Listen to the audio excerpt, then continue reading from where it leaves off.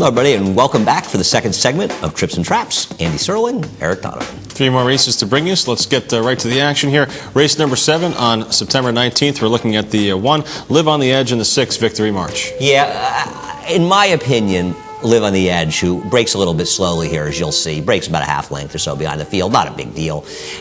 Live on the Edge is the one that you want to play the next time. A, he's a better horse than I think than Victory March, and B, I believe he's completely blocked in the stretch. We'll see what happens. Victory March, on the other hand, he's between horses. You'll see him steadying there, but ultimately I thought he had a good trip. For me, I like to show these 1 1/8 turf races at Belmont because they are a very strange animal. And Ken DeSormo was riding the favorite here, Stroll for a Cure. You see him in 5th in the Blue Silks.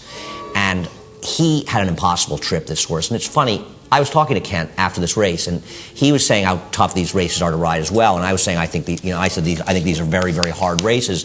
And in his feeling, they're very tough because he thought that they go hard to the first turn, so you have to fight for position, and then they start to slow it up. And if you watch this race, you do get that feeling because as they were hitting the backstretch, the horses seemed to be sort of taking a hold as everybody in front was backing up in their face. Yeah, I mean, we've talked about it at length, not only on this show, but on Talking Horses as well. I really feel that a lot of the times, the 1 1/16, 1 1/8 in the inners, it's such an advantage to be up close early on because you can slow that pace down so much here. And really, that's not what happened in this race here. You got a horse that came from off the pace. The pace really didn't hold all that well in here, but they are difficult races, and, they're just different races from all the other turf races at Belmont Park. But, we'll see here what goes on with these two horses here. Live on the Edge, the 1, and Victory March, the 6. Victory March, kind of in behind horses here. Yeah, but I think that Ramon, who's riding Live on the Edge, got suckered into the rail here. Now, I know, where else was he going to go? You could argue that. He wasn't going to sweep around the field 4 or 5 wide, and this is the problem with these races.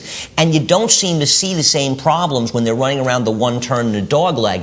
It's different. But he's down inside, but all of a sudden the whole field converges on him. Yeah, everything kind of tightens up down inside. The horses that are, 4 or 5 pass off kind of move to the 3 or 4 path here, and you're going to see Live on the Edge have really no room in here. And at first when I was watching the race, I thought Victory March had a tougher trip than what it appears. Has to steady a little bit here, has to wait for some room here, but all in all, gets a pretty clear shot here through the stretch, while Live on the Edge absolutely does not. And Victory March runs well here, is going to be, involved in the place photo here, but I think you're right. I think I'd rather have Live on the Edge next time out rather than Victory March. I didn't think Victory March's trouble all that bad when I watched it again here. Yeah, I found these races, and it's easy for us, we're not riding them, but you do see horses getting in trouble, staying on the rail in the second turn. As Mia, a different point during the day, had a similar situation where she probably should have won a race and got caught inside. You have to be careful about being too attentive to saving ground. I know that it's counterintuitive, and once again, it's so easy for us to say it, but it's a tough thing to do, but getting yourself caught inside on the rail,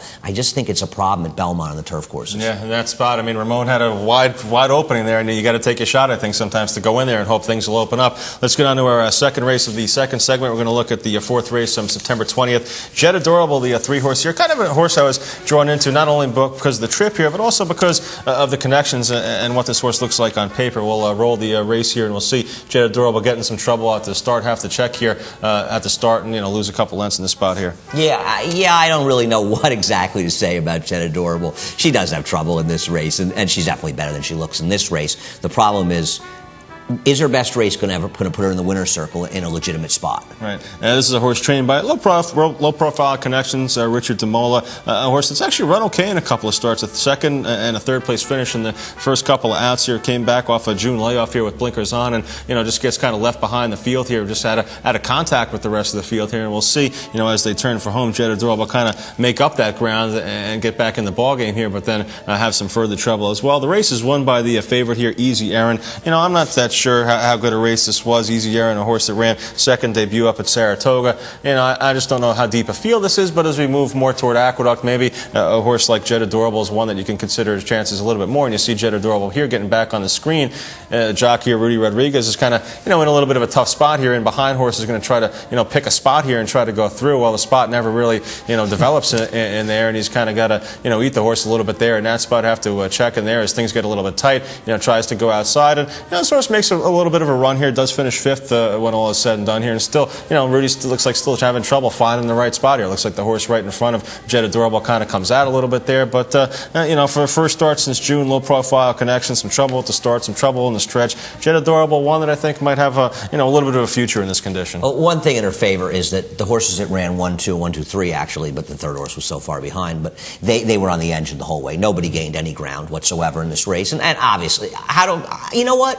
I'm not sure this is a weak group for this division. I actually think the first two finishers are well above them. They were 6+ lengths clear of the third horse. So it's going to get easier. The problem with a horse like Jet Adorable is, and this is true for a lot of horses, is you get that one chance. Right. So if you think the horse is going to be better than she looks in this race, and she is better than she looks in that race, no doubt about it, you get that next spot and get a little bit of a price. You got to cash. All right, let's get on to our final race here, the 6th race from Sunday as well, the 2 Mystic Fever and the 11 Montesquieu. We'll take a look at it from the gate here. Yeah, this is a maiden two-year-old race. And actually, the first two finishers, first of all, run 1-2 around. Now, I'm going to show you Mystic Fever, just for a point of reference later in the race. This horse breaks about 1.5 lengths or so slow. Montesquieu's, the 11 horse, breaks just fine in here. And you'll see dropping back is in a good spot here, about 6th or so in those blue silks. And there you see, finally sort of separating himself from the rest of the field and getting behind horses. It's another situation where a horse gets taken to the rail from an outside post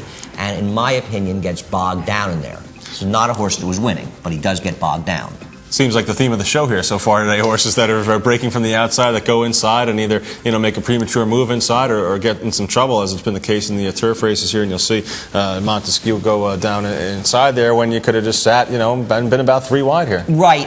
Inside of the horse in red who finishes third in this race was a Shug McGahee first-time starter, Imaging, who actually ran okay. Also, I don't want to take anything away from the winner and the second horse, but they were on the engine the whole way. And everybody else, you'll see Montesquieu, who's on the inside, to me, gets bogged down in there, and as the horses in front are separating, has no chance to sort of be in the position. Now, obviously, the 12 is outside, but I just don't think the ground loss is that important. Yeah, I agree. I don't think it's important at all. I think the key part here is we have, you showing you here highlighted is that Montesquieu has really nowhere to go here in this spot here. Right, and Mystic Fever's behind has made up some nice ground here. Ultimately, Montesquieu will get out, but not until the 8th pole, and the horses in front are getting away. Now, am I saying that Montesquieu had some huge brush that was going to put him in the race? No, I'm not saying that. He wasn't winning this race. The best he possibly could have finished was third, and I'm not even sure he would have. I just feel as though it's a race he'll benefit from some experience of being in tight down inside, and the race developed in his face where he had no chance. And you see that in a lot of situations in turf races where a horse will get trapped, more so in turf racing than dirt racing, where a horse gets trapped inside as the race is unfolding in front of him or her, and by the time they get out, the race is over. Yeah, well, that's a big difference in turf racing as opposed to dirt racing. A lot of times in turf racing, the winning move is made, 3/16 pole, quarter pole, something like that, whereas in dirt racing, maybe a little bit earlier, is that, you go around the far turn, you start to think about, the position you're in for the stretch drive there. So, the differences in surfaces definitely make a big difference in how the race unfolds. Yeah, and this is, these were first-time starters that we were showing in this last race, and these horses certainly are horses that can improve down the road. And you get these races, and these are the ones sprinting, and this was 7 furlongs. Stretch out a little bit, they'll be fine, or they could be fine. It's not like the two classes, the sprinters and the routers and the turf. It's food for thought, and I always find the 2-year-old maiden special weights in turf at Belmont particularly interesting to pay attention to. You often will get horses to bet back out of those races. Anyway, that does it for this week's episode of Trips and Traps. We appreciate your watching. We appreciate getting emails from you, trips and traps at NYRAinc.com. Thanks again.